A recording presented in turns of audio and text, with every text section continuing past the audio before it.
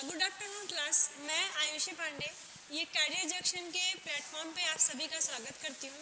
और आज मैं आप लोगों को करंट अफेयर्स या स्टैटिक जीके कहा जाए, करंट अफेयर्स के साथ साथ ही हम स्टैटिक जीके पर भी फोकस करेंगे। तो इधर बीच आपने देखा होगा कि बहुत सारे जो है नई नई नियुक्तियां या जो है बहुत सारे नए नए पद बनाए गए। इसके अलावा बहुत सारी बैठकें आयोजित की गई, जिसके बारे में इस क्लास में हम आप सभी को बताने वाले हैं। तो स्टार्ट करते हैं। पहला पॉइंट ध्यान दीजिएगा कि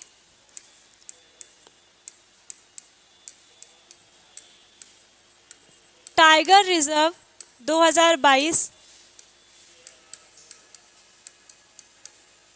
की बैठक, यानी कि टाइगर रिजर्व 2022 की जो बैठक है ये कहाँ पे आयोजित की गई? तो ये आयोजित की गई भूटान में। और इसका मुख्य उद्देश्य क्या था? यानी कि टाइगर रिजर्व बैठक 2022 आयोजित करने का जो मुख्य उद्देश्य था, तो ध्यान दीजिएगा, इसका मुख्य उद्देश्य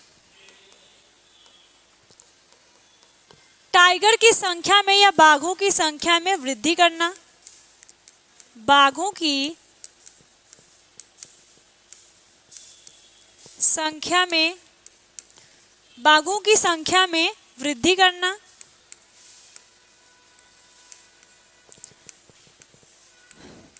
इसके अलावा अगर हम बात करें कि भूटान देश की, तो भूटान के बारे में हमने पहले भी पढ़ा है कि भूटान में नए भारतीय राजदूत की नियुक्ति हुई। तो उनका नाम ध्यान दीजिएगा। तो अभी तो पहले भूटान देश की जो है जो राजधानी है, ये देखिएगा, भूटान की जो राजधानी है ये है थिम्फू।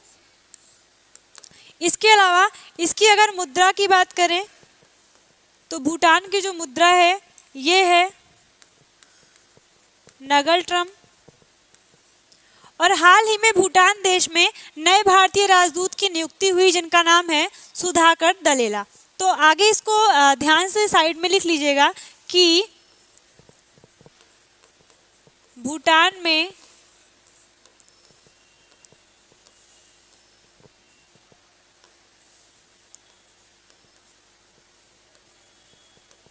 नए राजदूत, इनका नाम है सुधाकर दलेला।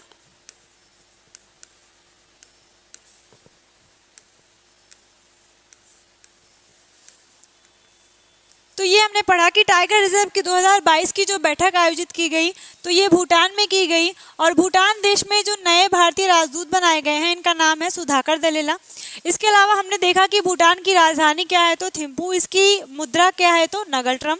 आगे नेक्स्ट हम पॉइंट पे डिस्कस करते हैं। तो आगे लिखिएगा कि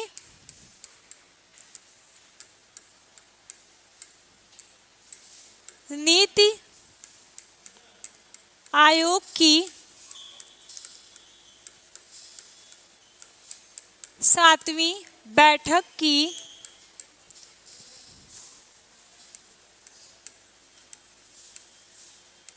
अध्यक्षता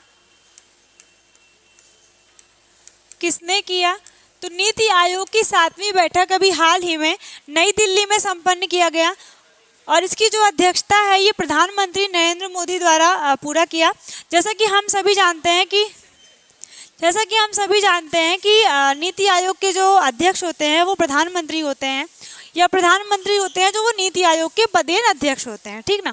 तो आगे ध्यान देंगे कि ये इसकी अध्यक्षता किसने किया? तो ये प्रधानमंत्री द्वारा किया गया। ये नीति आयोग की 7वीं बैठक थी। और इसके अलावा अगर हम बात करें नीति आयोग की, तो इसकी स्थापना कब हुई? तो इसकी स्थापना हुई 2015।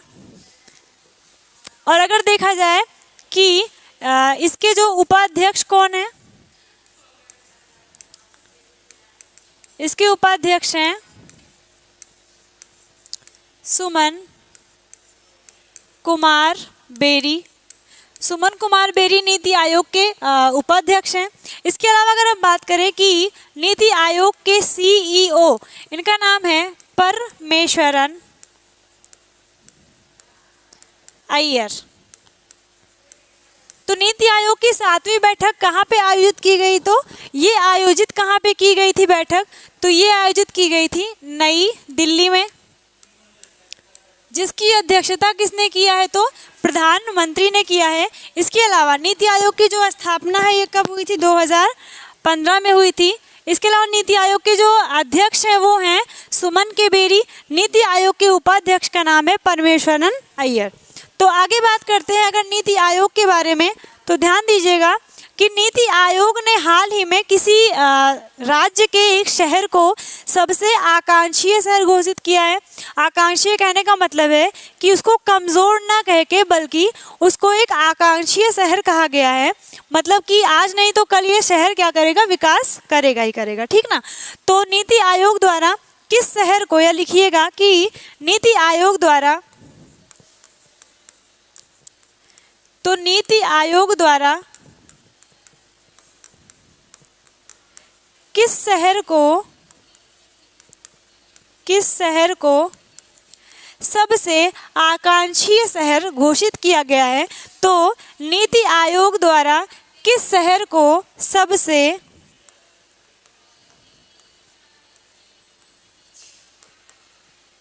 आकांक्षीय शहर बताया गया है? तो ये है हरिद्वार। नीति आयोग ने हरिद्वार को सबसे आकांक्षीय शहर घोषित किया है। आकांक्षीय कहने का मतलब है कि सबसे कमज़ोर ना कह के उसको आकांक्षीय कहा गया है कि आज नहीं तो कल ये शहर क्या करेगा? विकास करेगा, ठीक है ना। आगे देखते हैं अगर कि नीति आयोग का पुराना नाम क्या था? तो नीति आयोग का जो पुराना नाम था वो था योजना आयोग। आगे लिखते हैं कि नीति आयोग जो है इसी का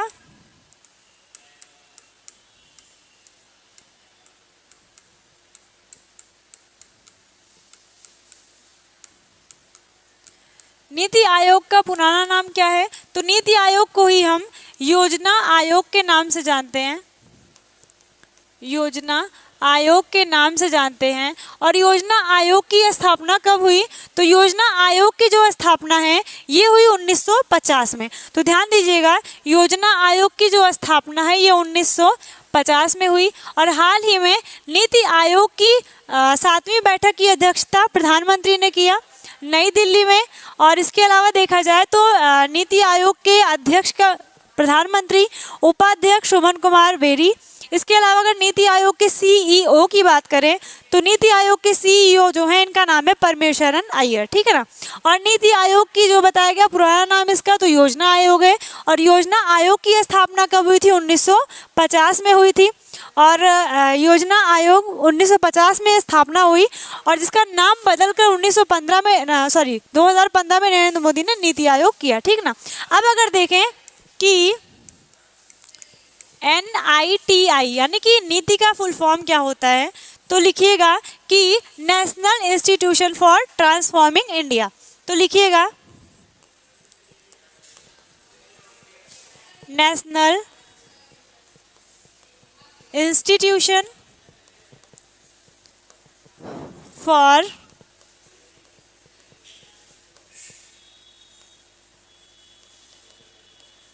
ट्रांसफॉर्मिंग इंडिया। ये नीति आयोग की फुल फॉर्म है, यानी कि national institution for transforming India, यानी कि ऐसा राष्ट्रीय संस्थान जो कि भारत को बदलने के लिए या जिसका जो उद्देश्य है वो क्या है कि भारत के पूरे प्लान करके या कुछ ऐसी प्लानिंग लाना जिससे कि भारत का क्या हो सके? विकास हो सके और भारत की जो है आर्थिक, सामाजिक व राजनीतिक स्थिति में सुधार लाना, ठीक ना। तो ये बताया गया इसका full form national institution for transforming India. ये है नीति आयोग का फुल फॉर्म। आगे नोट करते हैं। आगे अगर देखें तो HDI यानी कि ह्यूमन डेवलपमेंट इंडेक्स, यानी कि HDI में अगर देखा जाए कि भारत कितने स्थान पे है या भारत का जो स्थान है वो क्या है, तो लिखिएगा HDI यानी कि ह्यूमन डेवलपमेंट इंडेक्स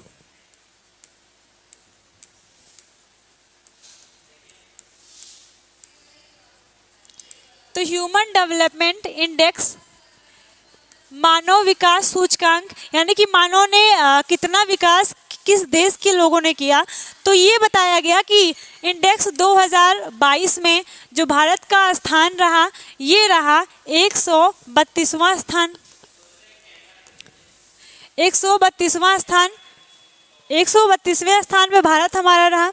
अगर देखा जाए कि 2021 में ये कितने स्थान पे था, तो 2021 में जो भारत था ये भारत हमारा 131वें स्थान पर था।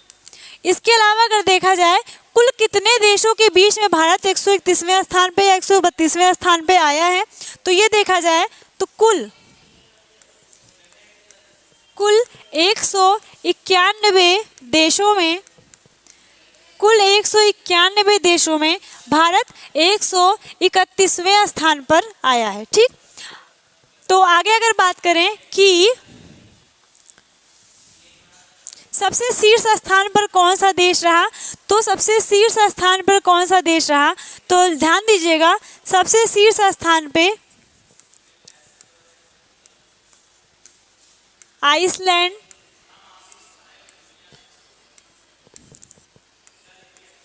अगर दूसरे नंबर पे देखें तो पहले नंबर पे हमारा आइसलैंड सबसे शीर्ष स्थान पे रहा। ठीक है ना।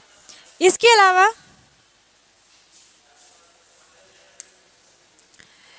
अलावा अगर बात करें कि जीएसटी की 46वीं बैठक की अध्यक्षता किसने किया, तो लिखिएगा जीएसटी की 46वीं बैठक, इसकी अध्यक्षता किसने किया, तो जीएसटी की 46वीं बैठक की जो अध्यक्षता है इसने किया निर्मला सीतारमण। तो निर्मला सीतारमण ने जीएसटी की 46वीं बैठक की अध्यक्षता किया। और अगर बात करें हम जीएसटी की, तो ये सबसे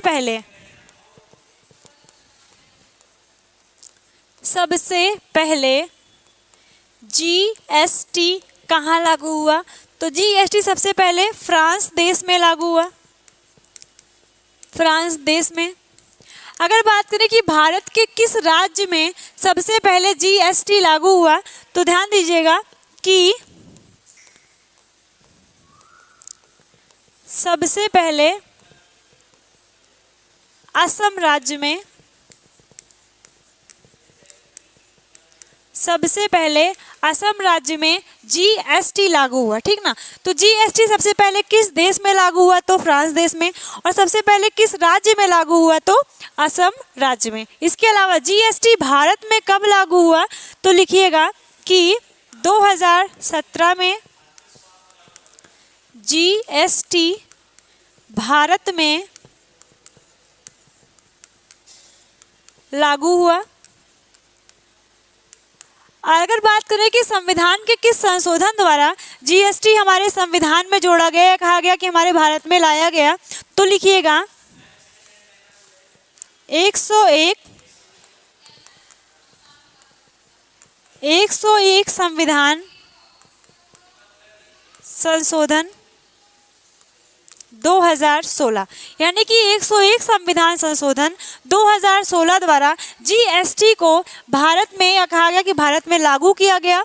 और ये संविधान संशोधन 2016 में हुआ। ठीक, इसके आगे अगर बात करें कि अगर हम बात करें फ्रांस देश की, तो हाल ही में फ्रांस में नाइट ऑफ द ऑर्डर की उपाधि या नाइट ऑफ द ऑर्डर सम्मान से किसे सम्मानित किया गया, तो ध्यान दीजिएगा नाइट ऑफ द ऑर्डर के सम्मान से कर्नल सुंदरम को सम्मानित किया गया।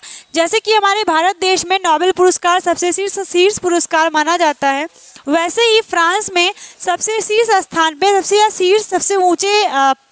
सबसे ऊंचे पुरस्कारों में माना जाता है। ठीक है ना। तो नाइट ऑफ द ऑर्डर सम्मान से कर्नल सुंदरम को सम्मानित किया गया। ठीक है ना। आगे लिखते हैं कि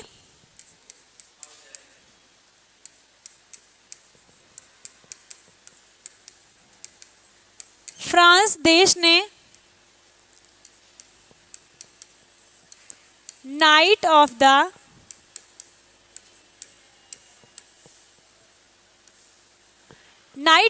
ऑर्डर से, तो फ्रांस देश ने नाइट ऑफ द ऑर्डर से किसे सम्मानित किया?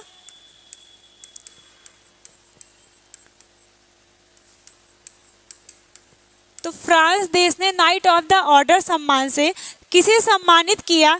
तो इसका आंसर लिखिएगा, इन्होंने सम्मानित किया कर्नल सुंदरम को। ये फ्रांस देश की सरकार ने नाइट ऑफ द ऑर्डर सम्मान से कर्नल सुंदरम को सम्मानित किया। ये बताया गया कि फ्रांस का सबसे शीर्ष स्थान देने वाला पुरस्कार है, जैसे हमारे भारत देश में नोबेल पुरस्कार दिया जाता है, ठीक ना। तो आगे बात करें अगर फ्रांस की, तो पहला पॉइंट है कि फ्रांस हमारा यूरोप महाद्वीप में स्थित है, यूरोप महाद्वीप में स्थित है। अगर बात करें फ्रांस की, तो फ्रांस की जो है वो राजधानी, फ्रांस की राजधानी क्या है? तो फ्रांस की राजधानी है पेरिस, और जो पेरिस है वो सीन नदी के किनारे स्थित है, सीन नदी के किनारे स्थित है। तो फ्रांस की राजधानी पेरिस है, यूरोप महाद्वीप में स्थित है, और सबसे बड़ी नदी कहा जाए कि अगर पेरिस किस नदी के किनारे पे है, तो सीन नदी के किनारे पे है। इसके अलावा अगर बात करें कि इसकी करेंसी क्या है, या फ्रांस की जो करेंसी है, ये करेंसी इसकी है, तो याद रखिएगा जितने भी देश या वह जितने भी देश हमारे यूरोप महाद्वीप में स्थित होंगे, उन सभी की करेंसी क्या होगी? तो यूरो, ठीक है ना। तो फ्रांस की जो करेंसी है वो क्या है? यूरो है। इसके अलावा अगर बात करें कि फ्रांस की सबसे लंबी नदी कौन सी है, तो ध्यान दीजिएगा कि फ्रांस की सबसे लंबी नदी कौन सी है? तो लायर नदी, ठीक ना। फ्रांस की सबसे लंबी नदी कौन सी है? तो फ्रांस की सबसे लंबी नदी है लायर नदी। इसके अलावा अगर बात करें कि फ्रांस, या कहा जाए कि हमारा भारत देश जो है वो राफेल विमान कहाँ से खरीदता है, तो ध्यान दीजिएगा कि राफेल विमान जो हमारा भारत है वो फ्रांस से ही खरीदता है, ठीक ना। तो नेक्स्ट पॉइंट में हम देखेंगे कि राफेल विमान भारत कहाँ से खरीदता है। तो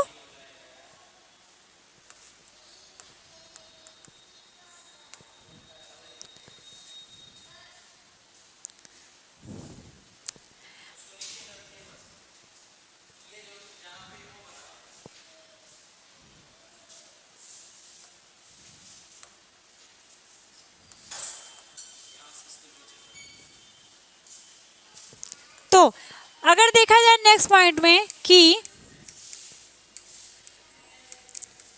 राफेल विमान भारत कहाँ से खरीदता है, तो राफेल विमान भारत हमारा फ्रांस देश से ही खरीदता है, ठीक।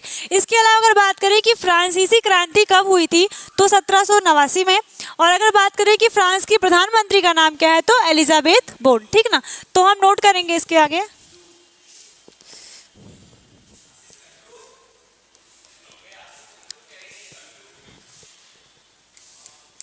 फ्रांस की प्रधानमंत्री का नाम तो लिखिएगा एलिजाबेथ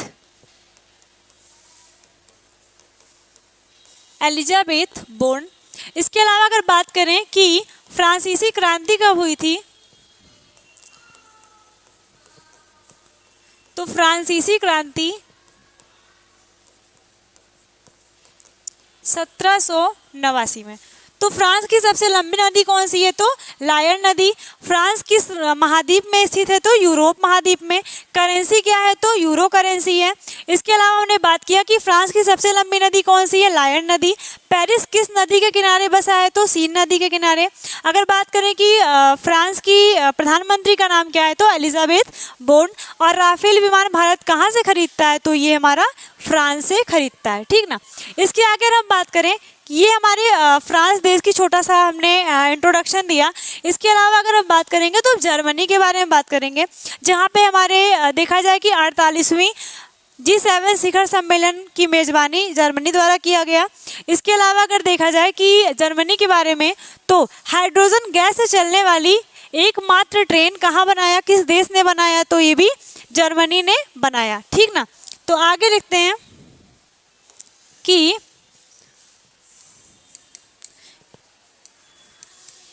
हाइड्रोजन गैस से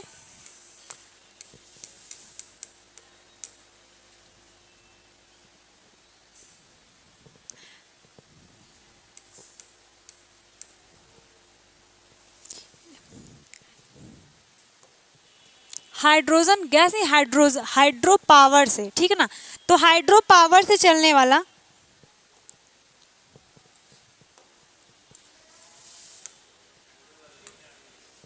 तो लिखिएगा हाइड्रो पावर से चलने वाला ट्रेन किस देश ने बनाया है, तो ये जर्मनी द्वारा बनाया गया, यानी कि हाइड्रो पावर से चलने वाला जो ट्रेन है ये किस देश ने बनाया है, तो ये जर्मनी द्वारा बनाया गया। इसके द्वारा अगर हम जर्मनी की बात करें तो जर्मनी में ही बताया गया कि 48वीं G7 शिखर सम्मेलन किया गया, ठीक ना। तो लिखिएगा 2022 में यह कहा गया कि 48वीं G7 की बैठक 48वीं G7 की बैठक कहाँ पे की गई, तो जर्मनी में की गई। अब अगर हम बात करें कि जर्मनी, तो इसकी राजधानी क्या है, राजधानी है वेलिंगटन। जर्मनी की बात करें तो जर्मनी में बताया गया कि इसकी करेंसी क्या है, तो जर्मनी की जो करेंसी है ये क्या है, यूरो। और ये किस महाद्वीप में है, तो ये यूरोप महाद्वीप में, यूरोप महाद्वीप में। जर्मनी किस महाद्वीप में स्थित है, तो यूरोप महाद्वीप में। करेंसी क्या है, तो यूरो है। जैसे बताया गया जितने भी देश हमारे यूरोप महाद्वीप में स्थित होंगे उन सब की करेंसी जो होगी वो यूरो होगी। तो ऐसा हमने देखा। इसके बाद आगे अगर बात करें, अब आगे अगर बात करें कि G20 यानी कि G7 में, तो भारत हमारा G7 का हिस्सा नहीं है। G7 में 7 देश आते हैं, Italy, France, Germany, USA, UK, इसके अलावा जो है जापान, कनाडा, ठीक है ना। लेकिन भारत हमारा G7 का हिस्सा नहीं है। तो बात करें भारत किसका हिस्सा है, तो भारत हमारा G20 का हिस्सा है, ठीक है ना। अब अगर हम देखें कि G20 की बैठक कहाँ पे आयोजित की गई, 2022 में ये आयोजित की गई इंडोनेशिया में।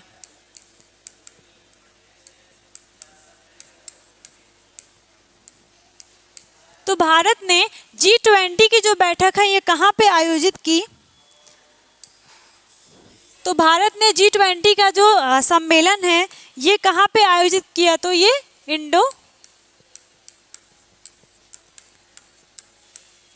इंडोनेशिया में किया, ठीक ना। अब अगर बात करें G20 की, तो G20 की स्थापना कब हुई थी, तो ध्यान दीजिएगा G20 की जो स्थापना है इसकी स्थापना हुई थी इसकी स्थापना हुई थी 1999। G20 की स्थापना हुई थी 1999 और इसकी जो पहली बैठक हुई थी तो G20 की जो पहली बैठक हुई थी ये हुई थी 2008 में और कहाँ पे हुई थी, तो अमेरिका में, ठीक। अब बात ये आती है कि अगर पूछा जाए कि भारत हमारा G20 देश के सम्मेलन की मेजबानी, या कहा जाए कि भारत में G20 का सम्मेलन कब आयोजित किया जाएगा, तो ध्यान दीजिएगा कि भारत में G20 सम्मेलन, तो भारत में G20 सम्मेलन 2023 में आयोजित किया जाएगा, ठीक है ना। तो 2023 में G20 सम्मेलन भारत में आयोजित किया जाएगा। इसके पहले 2022 का जो सम्मेलन है ये इंडोनेशिया में आयोजित किया गया। आगे अगर बात करें G20 की स्थापना 1999 में और पहला G20 जो सम्मेलन है वो 2008 में कहाँ पे हुआ था, तो अमेरिका में, ठीक। आगे अगर बात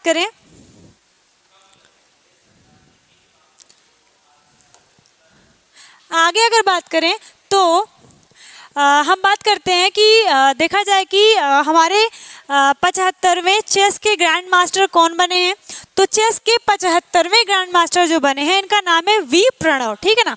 तो देखा जाए पहला पॉइंट कि चेस के 75वें ग्रैंड मास्टर ये कौन बने हैं? चेस के 75वें ग्रैंड मास्टर, इनका नाम है वी प्रणव। ठीक है ना, ध्यान दीजिएगा, चेस के 75वें ग्रैंड मास्टर बने हैं वी प्रणव।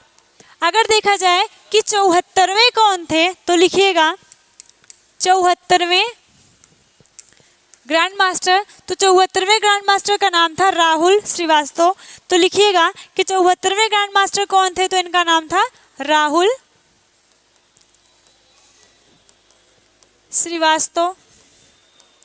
अब अगर बात किया जाए कि चेस या कहा जाए शतरंज के सबसे प्रथम ग्रैंड मास्टर किसे बनाया गया था, या चेस खेल के प्रथम ग्रैंड मास्टर कौन थे, तो ये थे विश्वनाथ आनंद, वो भी 1988 में। तो नोट कीजिएगा कि प्रथम कौन थे, तो प्रथम थे विश्वनाथ आनंद, और ये कब थे, तो ये थे 1988 में। यानी कि चेस के प्रथम ग्रैंड मास्टर किसे बनाया गया, तो विश्वनाथ आनंद को, और ये 1988 में थे। इसके अलावा जो 74वें ग्रैंड मास्टर थे उनका नाम था राहुल श्रीवास्तव, और वर्तमान में जो 75वें चेस के ग्रैंड मास्टर बनाए गए हैं इनका नाम है वी प्रणव। ठीक, इसके अलावा अगर हम आगे बात करें तो वी प्रणव के ही नाम से आगे अगर देखा जाए तो विभिन्न देशों में अलग अलग आईएफएस की नियुक्ति हुई है। तो एक बार लाइन से सारे देश के आईएफएस को हम एक बार रिवाइज करते हैं। तो सबसे पहले अगर हम देखते हैं, सबसे प्रथम में अगर देखा जाए तो भूटान, दूसरे देश की बात करें तो बांग्लादेश, अगर तीसरे देश की बात करें तो इसमें हमारा आता है थाईलैंड। अब ध्यान दीजिएगा कि भूटान में पहले बताया गया कि भूटान में जो सबसे बताया गया भारत के जो बनाए गए हैं राजदूत, इनका नाम मैंने पहले आपको बताया, इनका नाम है सुधाकर दलेला। सुधाकर दलेला। भूटान की राजधानी बताई गई थिम्पू, करेंसी बताई गई नगलट्रम। ठीक ना, इसके अलावा अगर बात किया जाए कि बांग्लादेश के जो है राजदूत का नाम क्या है जो भारतीय सामूहिक तौर पे बनाए गए हैं, तो इनका नाम लिखिएगा, इनका नाम है प्रणय वर्मा। प्रणय वर्मा है, इनका नाम है प्रणय वर्मा। ये बांग्लादेश या कहा जाए भारत के जो नए राजदूत बनाए गए हैं। ठीक ना, तो बांग्लादेश की राजधानी अगर देखें तो ढाका है, करेंसी इसकी क्या है तो टका है। बांग्लादेश के प्रधानमंत्री का नाम क्या है, तो ये है शेख हसीना। बांग्लादेश की सबसे लंबी नदी जो है वो है सुरमा। इसके अलावा अगर बात करें कि बांग्लादेश की, तो बांग्लादेश में हमारी गंगा नदी को किस नाम से जाना जाता है, तो पद्मा नाम से। ब्रह्मपुत्र को बांग्लादेश में जमुना नाम से जाना जाता है। ठीक है ना, तो आगे बात करें अगर हम थाईलैंड की, तो थाईलैंड में बताया गया जो नए राजदूत हैं इनका नाम है नागेश सिंह। ये अभी हाल ही में थाईलैंड के नए राजदूत बनाए गए हैं।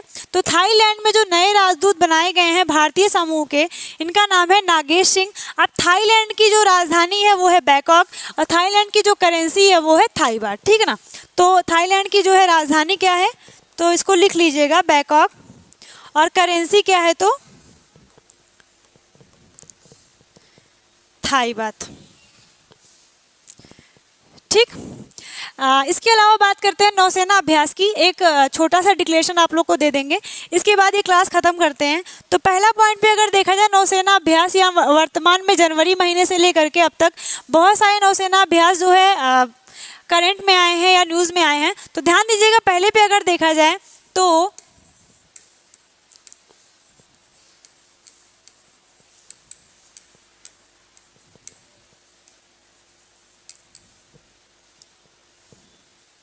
पहला हमारा है कि सी गार्जियन 2, ये किस किस देश के बीच में हुआ है, तो ये हमारा है भारत और पाकिस्तान, सॉरी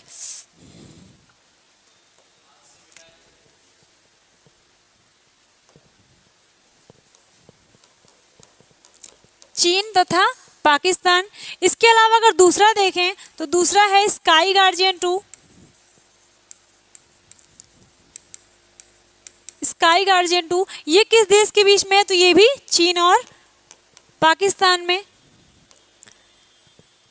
तीसरा संप्रीति सैन्य अभ्यास,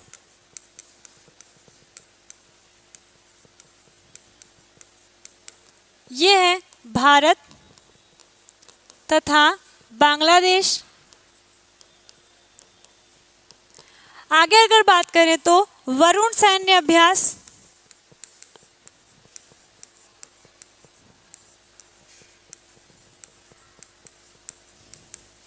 ये है भारत तथा फ्रांस। इसके अलावा SBIPX 2022, ये है भारत तथा वियतनाम। छोटा सा ये सैन्य अभ्यास बताया गया कि सी गार्जियन 2, स्काई गार्जियन 2, वरुण, संप्रति और XBIPX, ठीक है ना। ये कुछ देशों से कहा गया कि समुद्री नौसेना अभ्यास, जैसे कि आपने देखा कि सी गार्जियन 2 ये क्या है, ये समुद्री नौसेना अभ्यास है, जबकि जो स्काई गार्जियन 2 है ये कहा गया कि वायुसेना अभ्यास, ठीक है ना।